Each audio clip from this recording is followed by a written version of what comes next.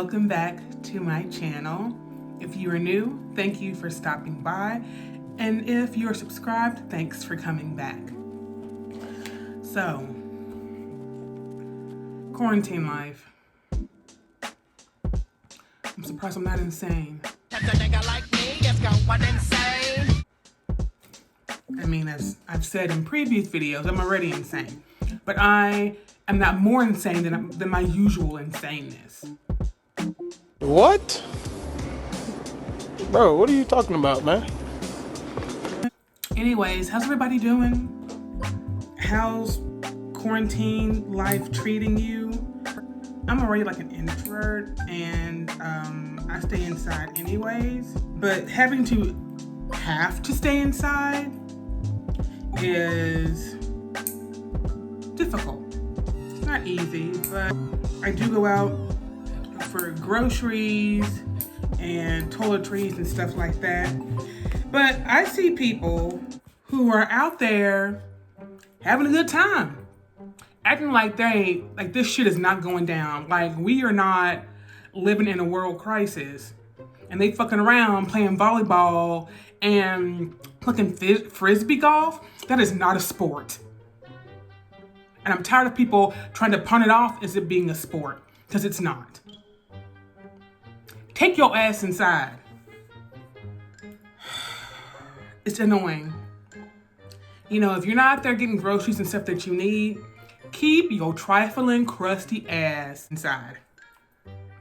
That's all I'm saying. That's all I'm saying. Okay. So, today's story is going to be about the time when I was in high school and I did missionary work in the Deep South. And you might think, missionary work in the Deep South? Looking like you? As chocolate? Blacker than black? Yes, I know. It's crazy, isn't it? But you know, I had Jesus, I had God. He was not gonna let anything happen to me.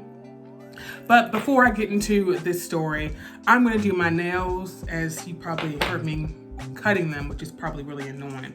But as I've said in I don't give a fuck. So I'm gonna do my nails because quarantine life nails, they ain't cute. And they're typically not cute even when it's not quarantine, because I used to pay all this money to get my nails done, $40 and $50, to sit in there and wait for an hour for a specific person or what have you.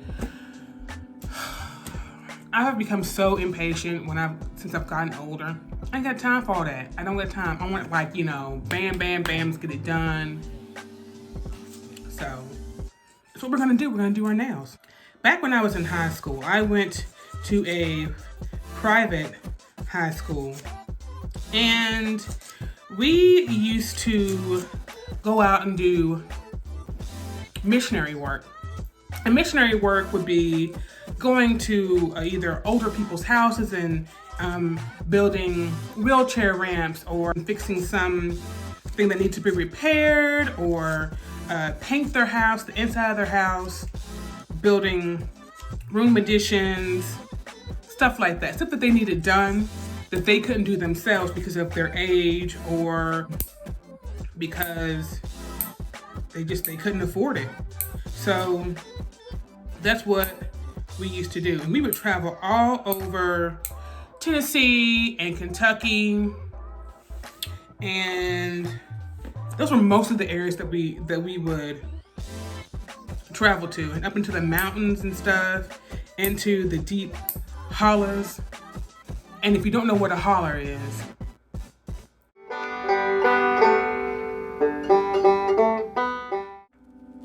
but it's basically like a valley, a deep valley between like rivers or what have you. Depends on where you're from, what it's considered to be, but hollers are like deep in the woods, you know. When you get to a certain point and you hear banjos playing,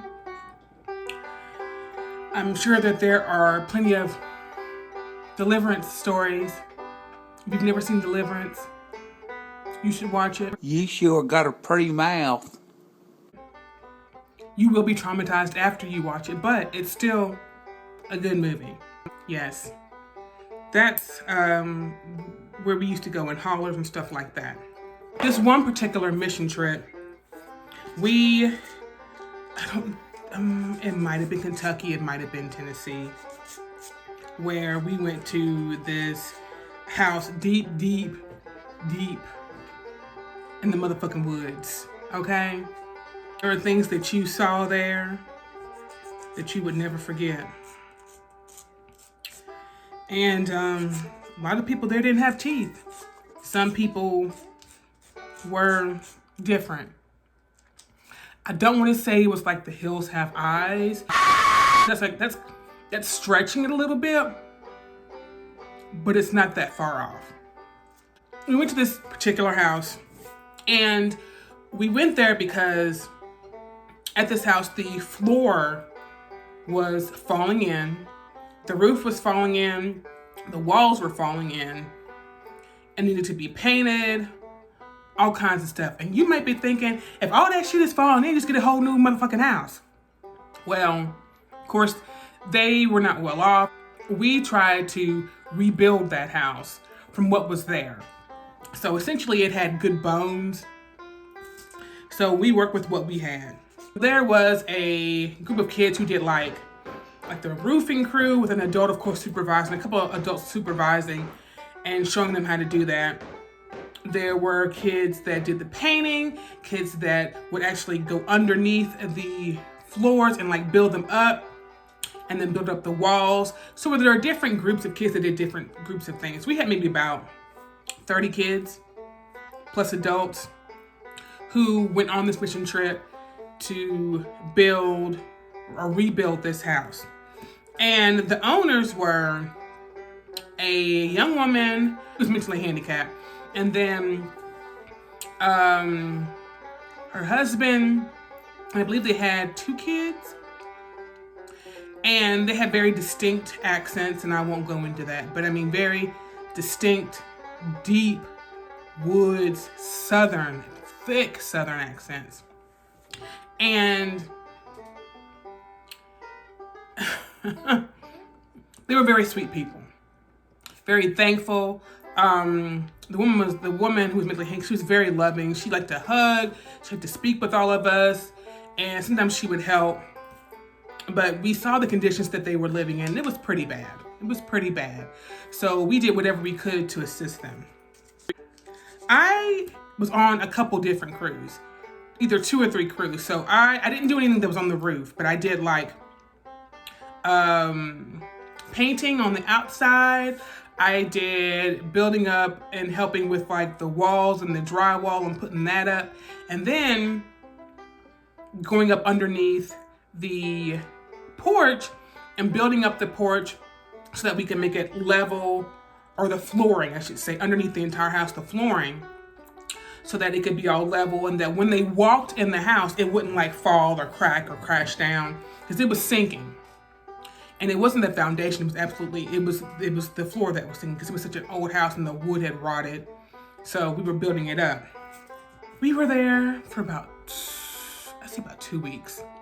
So the first few days I did the painting or what have you, and then the next couple of days I did some of the walls.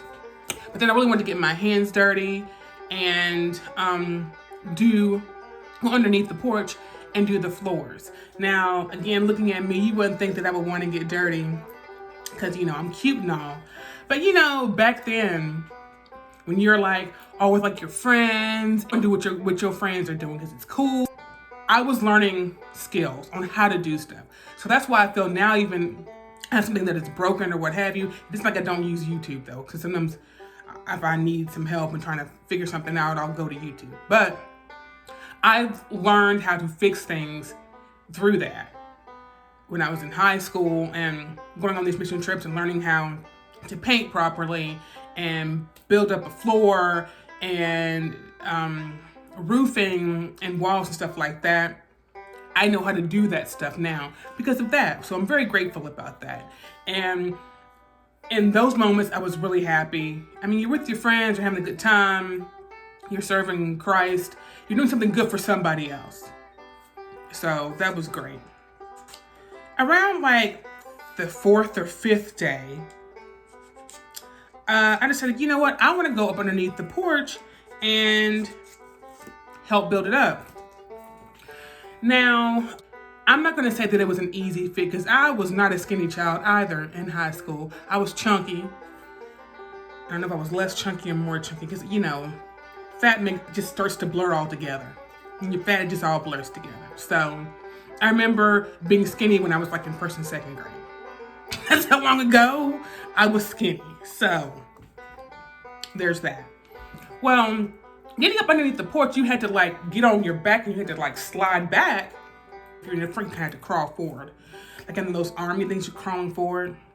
Well, I got in on my front and I realized it was kind of difficult to maneuver. So I got on my back and I kind of slid back, and we had clothes on that allowed us to slip back, heavier clothes that wouldn't like hurt your back. You wouldn't scrape your back up against anything.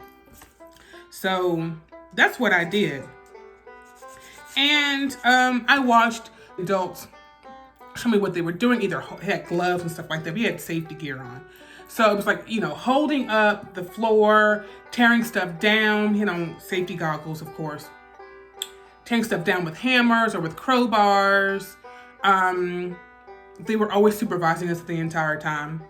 And how to put up, build stuff up and tear stuff down. Just how to, typical things when you're doing a floor.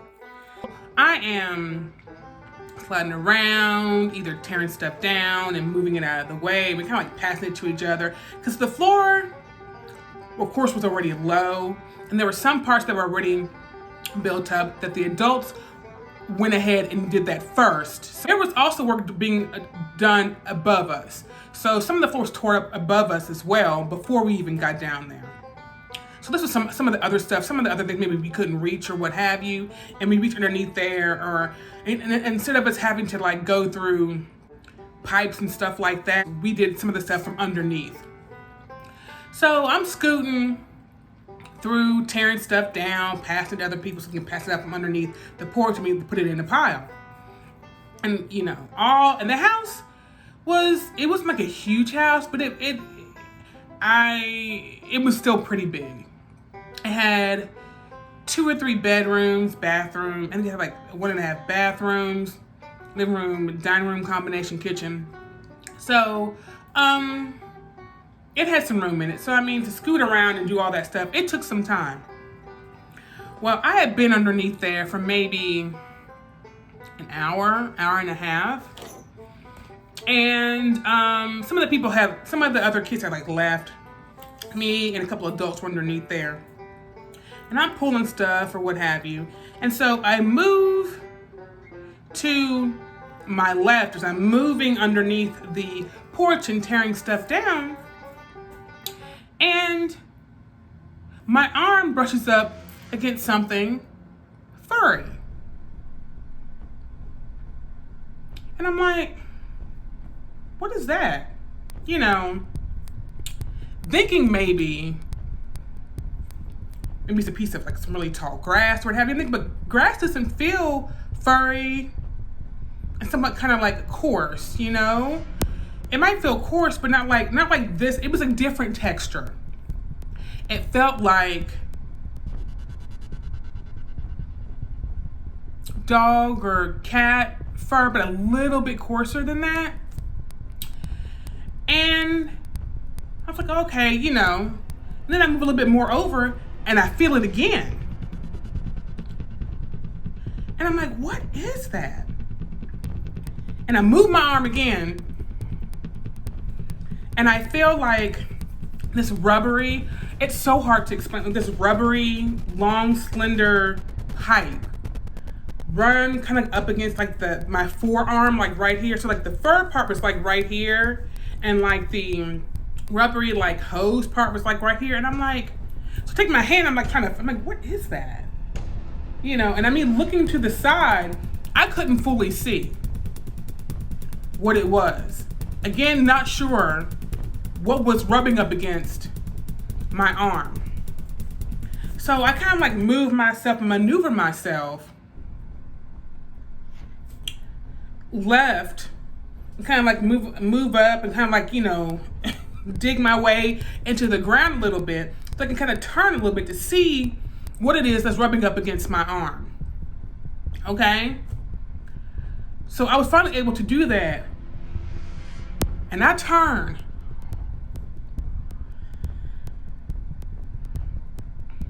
And it was the biggest rat I had ever seen in my life.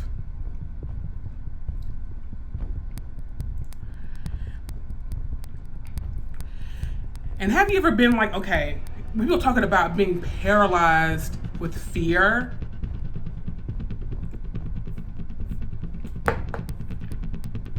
That was me. I was paralyzed.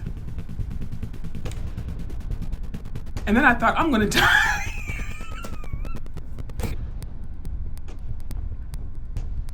Its eyes were fucking huge. That rat was as big as a dog. As big as a motherfucking dog. And of course, all of a sudden, I heard myself screaming. Blood curdling scream. So high pitched, you might have thought that I was being murdered underneath the porch. And let me tell you, I have never turned around. If you ever, okay.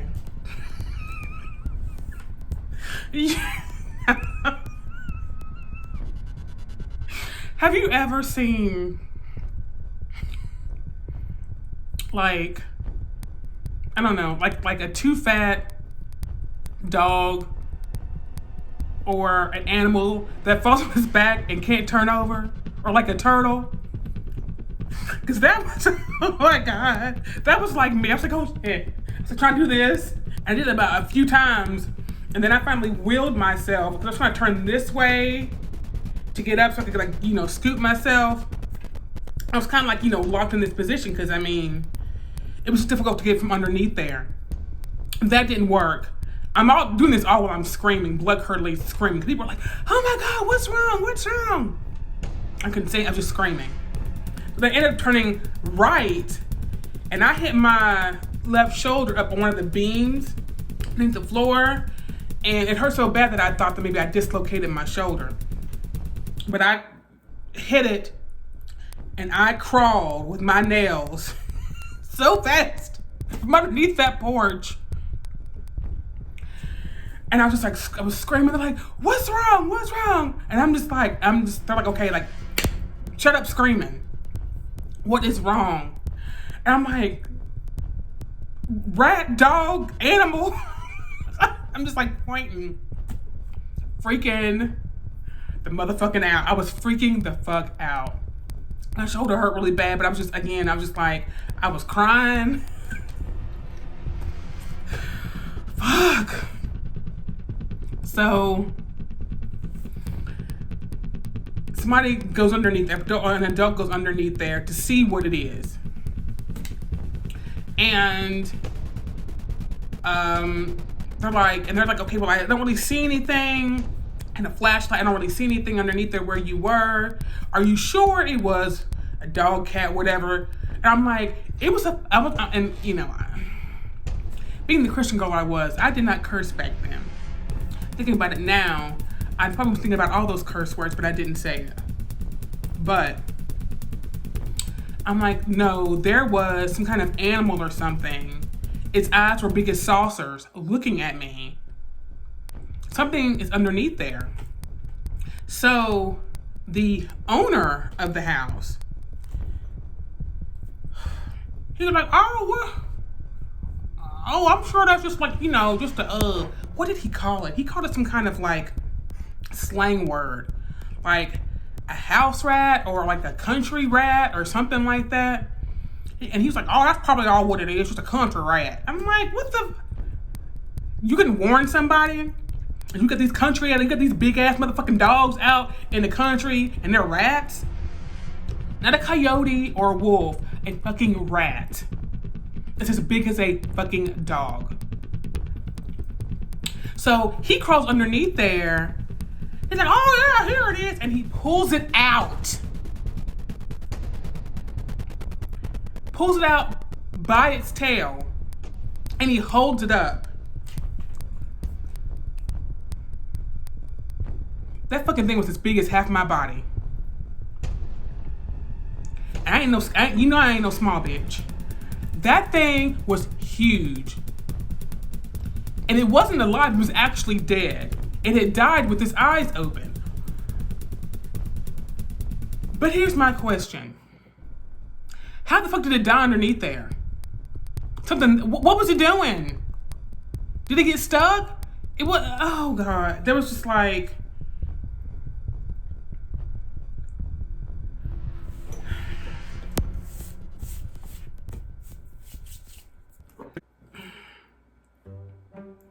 you know, I'm not a country girl. Never was.